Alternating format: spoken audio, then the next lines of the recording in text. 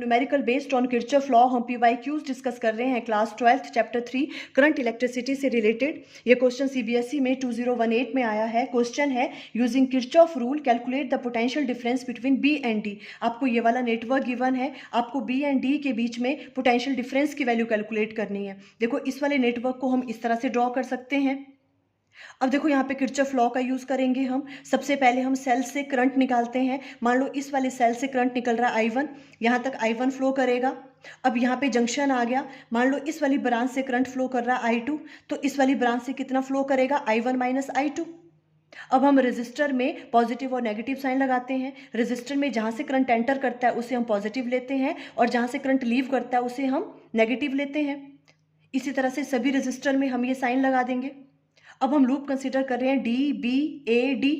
यहाँ पे Kirchhoff law का यूज करेंगे। देखो यहाँ पे पहले पॉजिटिव टू नेगेटिव वैल्यू आनी चाहिए नेगेटिव, तो -2 I1 माइनस I2। और यहाँ पे आओ, देखो नेगेटिव टू पॉजिटिव वैल्यू आनी चाहिए पॉजिटिव, तो +2।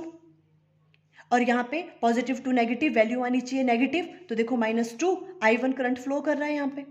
और यहाँ पे पॉजिटिव टू नेगेटिव वैल्यू आनी चाहिए नेगेटिव, तो -1 I1।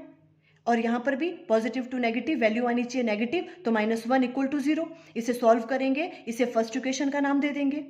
अब हम लूप कंसीडर करेंगे DCBD और यहाँ पर भी किरचॉफ लॉ का यूज करेंगे। वहाँ से सेकंड इक्वेशन ये आ जाएगी। फर्स्ट और सेकंड इक्वेशन को सॉल्व करेंगे, यहाँ से I2 की वैल्यू आ जाएगी 6/13 एम्पियर। और ये वाली वैल्यू अगर इन दोनों इक्वेशन में से किसी एक में पुट करेंगे तो I1 की वैल्यू आ जाएगी 5/13 एम्पियर।